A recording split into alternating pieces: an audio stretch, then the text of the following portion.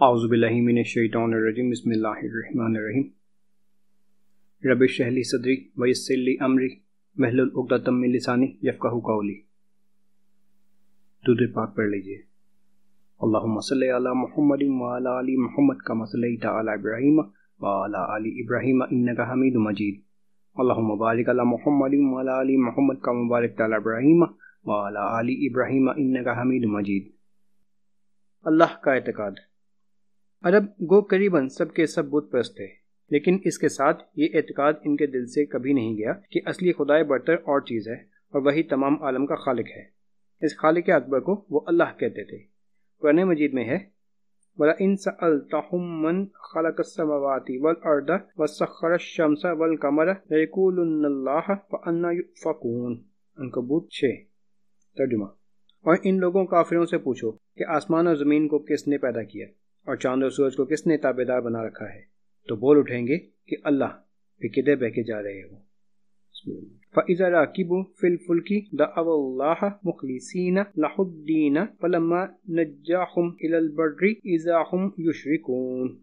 عنکبوت 7۔ ترجمہ۔ پھر جب یہ کشتی میں سوار ہوتے ہیں تو خدا تعالیٰ ہی کو خلوص کے ساتھ پکارتے ہیں، پھر جب خدا تعالیٰ ان کو نجات دے کر خشکی کی طرف پہنچا دیتا ہے تو شرک کرنے لگتے ہیں۔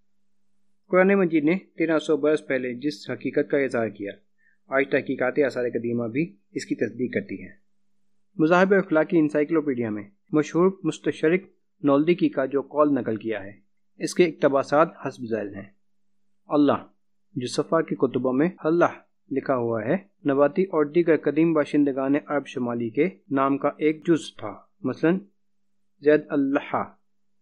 نباتی کتبات میں اللہ کا نام بطور ایک علیحدہ معبود کے نہیں ملتا، لیکن صفحہ کے کتبات میں ملتا ہے۔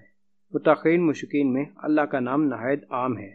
والحسن نے عرب قدیم کے لٹریچر میں بہت سی عبارتیں نقل کی ہیں جن میں اللہ کا لفظ بطور ایک معبود اعظم کے مستعمل ہوا ہے۔ نباتی کتبات میں ہم بار بار کسی دیوتا کا نام پڑھتے ہیں جس کے ساتھ اللہ کا لقب شامل ہے۔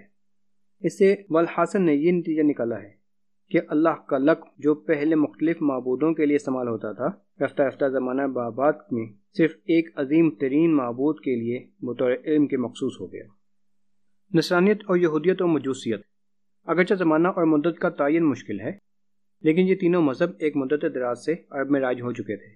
علامہ ابن قتیبہ نے معرف میں لکھا ہے کہ قبائل ربیہ و غسان نصرانی تھے۔ قضایا میں بھی اس مذہب کا اثر پایا جاتا ہے۔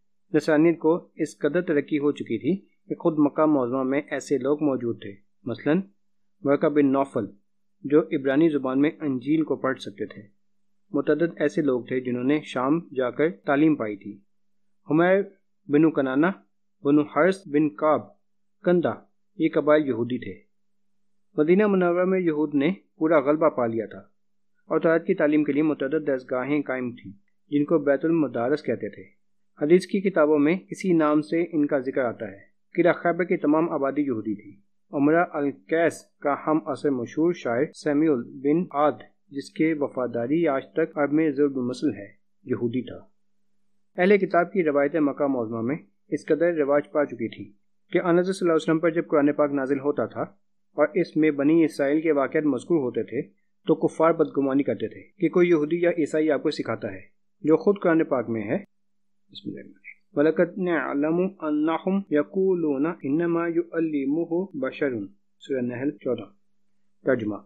اور ہم جانتے ہیں کہ وہ کہتے ہیں کہ محمد صلی اللہ علیہ وسلم کو کوئی آدمی سکھاتا ہے۔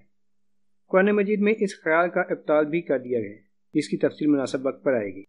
قبیلہ تمیم مجوسی تھا۔ زرارہ تمیمی نے، جو اس قبیلہ کا رئیس تھا، اسی بنا پر اپنی بیٹی سے شادی کر لی تھی، وہ اس پر اس کو ندامت ہوئی۔ اقرع بن حابس بھی مجوسی تھا۔ مذہب حنیفی۔ دین ابراہیمی کا الاصول توحید خالص تھی۔ زمانہ کے امتداد و جہالت کے شیوع سے یہ اصول اگرچہ شرک الوجود ہو گیا تھا، یہاں تک کہ خود خانہ خدا میں بتوں کی پرستش ہوتی تھی، تاہم بالکل فنا نہیں ہو سکتا تھا۔ عرب میں کہیں کہیں اس کا دھندلا سا نشان نظر آتا تھا۔ جو لوگ صاحب بصیرت تھے، ان کو یہ منظر نہایت نفرت انگیز معلوم ہوتا تھا کہ انسان عقل جماد لا یا عقل کے سامنے سر جھکائے۔ اس بنا پر بت پرستی کی برائی کا خیال بہتوں کے دل میں آیا، لیکن اس کا تاریخی زمانہ آن حضرت صلی اللہ علیہ وسلم کی بعثت سے کچھ ہی پہلے شروع ہوتا ہے۔ ابن اسحاق نے لکھا ہے کہ ایک دفعہ کسی بدھ کے سالانہ میلہ میں ورقہ بن نوفل، عبداللہ بن حجش، عثمان بن الحویرث، نوید بن عمرو بن نفیل شریک تھے۔ ان لوگوں کے دل میں دفعتاً یہ خیال آیا کہ یہ کیا بے خدا پن ہے کہ ہم ایک پتھر کے سامنے سے جھکاتے ہیں جو نہ سنتا ہے، نہ دیکھتا ہے، نہ کسی کو نقصان کر سکتا ہے، نہ کسی کو فائدہ پہنچا سکتا ہے۔ یہ چاروں قریش کے خاندان سے تھے۔ ورقہ حضرت خدیجہ رضی اللہ تعالیٰ عنہ کے برادر امزاد تھے۔ زید حضرت عمر رضی اللہ تعالیٰ عنہ کے چچا تھے۔ عبداللہ بن حجش حضرت حمزہ رضی اللہ تعالیٰ عنہ کے بھانجے تھے۔ عثمان عبدالعزیٰ کے پوتے تھے۔ زید دین ابراہیمی کی تلاش میں شام گئے۔ وہاں یہودی اور عیسائی پادریوں سے ملے، لیکن کسی سے تسلی نہیں ہوئی، اس لیے اس اجمالی اعتقاد پر اتفاق کیا کہ میں ابراہیم علیہ السلام کا مذہب قبول کرتا ہوں۔ صحیح بخاری میں باب بنیان الکعبہ سے پہلے حضرت اسماء رضی اللہ تعالیٰ عنہ دختر حضرت ابو بکر صدیق رضی اللہ تعالیٰ عنہ سے روایت ہے کہ میں نے زید کو اس حالت میں دیکھا کہ کعبہ سے پیٹھ لگائے لوگوں سے کہتے تھے، اے اہل قریش، تم میں سے کوئی شخص بجز میرے ابراہیم علیہ السلام کے دین پر نہیں ہے۔ عرب میں لڑکیوں کو زندہ دفن کر دیتے تھے۔ زید ہی پہلے شخص تھے جس نے اس رسم کی ممانعت کی۔ جب کوئی شخص ایسا ارادہ کرتا تو وہ جا کر اس لڑکی کو مانگ لیتے اور خود اس کی پرورش کرتے۔ صحیح بخاری میں مذکور ہے کہ آن حضرت صلی اللہ علیہ وسلم نے نبوت سے پہلے زید کو دیکھا تھا اور ان سے صحبت رہی تھی۔ ورقہ اور عبداللہ بن حجش اور عثمان بت پرستی چھوڑ کر عیسائی ہو گئے تھے۔ اسی زمانہ کے قریب امیہ بن ابی سلط نے، جو طائف کا رئیس اور مشہور شاعر تھا، بت پرستی کی مخالفت کی۔ حافظ ابن حجر نے اصابہ میں زبیر بن بکار کی سند سے لکھا ہے کہ امیہ نے زمانہ جاہلیت میں آسمانی کتابیں پڑھی تھیں اور بت پرستی چھوڑ کر دین ابراہیمی اختیار کر لیا تھا۔ امیہ کا دیوان آج بھی موجود ہے، اگرچہ اس کا بڑا حصہ جعلی ہے، تاہم اصلی کلام بھی اس میں پایا جاتا ہے۔ وہ غزوہ بدر تک زندہ رہا۔ اتبا جو رئیس مکہ اور امیر معاویہ رضی اللہ عنہ کا نانا تھا، امیہ کا ماموزاد بھائی تھا۔ امیہ نے اس کے قتل کی خبر سنی تو اس کو سخت صدمہ ہوا اور نہایت پر درد مرثیہ لکھا۔ غالباً اسی کا اثر تھا کہ اسلام قبول نہ کر سکا۔ شمائل میں ہے کہ ایک دفعہ ایک صحابی آن حضرت صلی اللہ علیہ وسلم کے ہم ردیف تھے۔ انہوں نے امیہ کا ایک شعر پڑھا۔ آن حضرت صلی اللہ علیہ وسلم نے فرمایا، اور انہوں نے 100 شعر پڑھے۔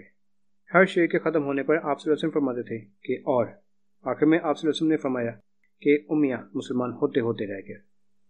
ابن حشام نے بت پرستی کی مخالفت کرنے والوں میں انہی چاروں کا نام لکھا ہے، لیکن اور تاریخی شہادتوں سے ثابت ہوتا ہے کہ عرب میں اور متعدد اہل نظر پیدا ہو گئے تھے جنہوں نے بت پرستی سے توبہ کی تھی۔ ان میں سب سے زیادہ مشہور عرب کا نامور خطیب قص بن عادت الیادی تھا۔ اس کا تذکرہ آگے آتا ہے۔ ایک شخص قیس بن نشبہ تھا جس کی نسبت حافظ ابن حجر نے اصابہ میں لکھا ہے کہ جاہلیت کے زمانے میں خدا پرست ہو چکا تھا اور آن حضرت صلی اللہ علیہ وسلم کی بعثت پر مشرب اسلام ہوا۔ یہ تحقیق نہیں کہ دین ابراہیمی کو دین حنفی کیوں کہتے ہیں۔ یہ قرآن مجید میں یہ لفظ موجود ہے، لیکن اس کے معنی میں اختلاف ہے۔ مفسرین لکھتے ہیں کہ چونکہ اس دین فطرت میں بت پرستی سے انحراف تھا، اس لیے اس کو حنیفی کہتے ہیں، کیونکہ حنف کے معنی انحراف کے ہیں۔ عبرانی اور سریانی زبان میں حنیف کے معنی منافق اور کافروں کے ہیں۔ ممکن ہے کہ بت پرستوں نے یہ لقب دیا ہو اور موحدین نے فخریہ قبول کر لیا ہو۔ یہ امر اکثر روایتوں میں ثابت ہے کہ عرب اور خصوصاً مکہ اور مدینہ میں متعدد اشخاص بت پرستی کے منکر ہو گئے تھے اور ملت ابراہیمی کی جستجو میں تھے۔ یہ اس لیے کہ مجدد ملت ابراہیمی کے ظہور کا وقت قریب آ گیا تھا۔ ان چند راہ طلب اور حقیقت جو اشخاص کے وجود کی بنا پر مصنفین جواب کہتے ہیں کہ مذہب صحیح اور توحید خالص کا رواج عام عرب میں اسلام سے پہلے بھی موجود تھا، لیکن اگر یہ صحیح ہے تو یہ حیرت انگیز بات ہے کہ اسلام کے ظہور پر اس قدر کیوں ہنگامہ برپا ہوا۔ کیا عرب میں ان مذاہب نے کچھ اصلاح کی؟ جیسا کہ اوپر بیان ہوا، عرب میں تمام مشہور مذاہب موجود تھے، یہودیت بھی، نصرانیت بھی، مجوسیت بھی، حنیفیت بھی، اور عقلی بلند پروازی کی معراج الحاد بھی۔ لیکن ان سب کا نتیجہ کیا تھا؟ عقائد کے لحاظ سے یا تو خداؤں کی وہ کثرت جس کو نصرانیت نے بہت گھٹایا، تاہم 3 کی تعداد سے کم نہ کر سکی۔ اس کے ساتھ یہ اعتقاد کہ حضرت عیسیٰ علیہ السلام خود صلیب پر چڑھ کر تمام بنی آدم کے گناہوں کا کفارہ بن گئے۔ یا توحید تھی، لیکن خدا اس قسم کا تھا جو آدمیوں سے کشتی لڑتا تھا۔ بتوں پر آدمیوں کی قربانی چڑھائی جاتی تھی، باپ کی منکوحہ بیٹے کو وراثت میں ملتی تھی، حقیقی بہنوں سے ایک ساتھ شادی جائز تھی، ازواج کی کوئی حد نہ تھی، قمار بازی، شراب خوری، زناکاری کا رواج عام تھا۔ بے حیائی کی یہ حالت کہ سب سے بڑا نامور شاعر امرا القیس جو شہزادہ بھی تھا قصیدہ میں اپنی پھوپھی ذات بہن کے ساتھ اپنی بدکاری کا قصہ مزیداری لے کر بیان کرتا ہے، اور یہ قصیدہ کعبہ پر آویزاں کیا جاتا ہے۔ لڑائیوں میں لوگوں کو زندہ جلا دینا، مستورات کا پیٹ چاک کر ڈالنا، معصوم بچوں کو تہ تہ کرنا عموماً جائز تھا۔ عیسائیوں کے بیان کے مطابق عرب قبل اسلام تمام مذاہب سب سے زیادہ عیسائیت سے متاثر تھا۔ تاہم اس اثر کا کیا نتیجہ تھا، اس کو خود عیسائی مورخین کی زبان سے سننا چاہیے۔ ایک عیسائی مورخ لکھتا ہے، عیسائیوں نے عرب کو 500 برس تعلیم و تلقین کی۔ اس میں بھی خال خال عیسائی نظر آتے تھے، یعنی بنو حارث نجران میں، بنو حنیف یمامہ میں، اور کچھ بنی طے میں عیسائی تھے، باقی خیریت۔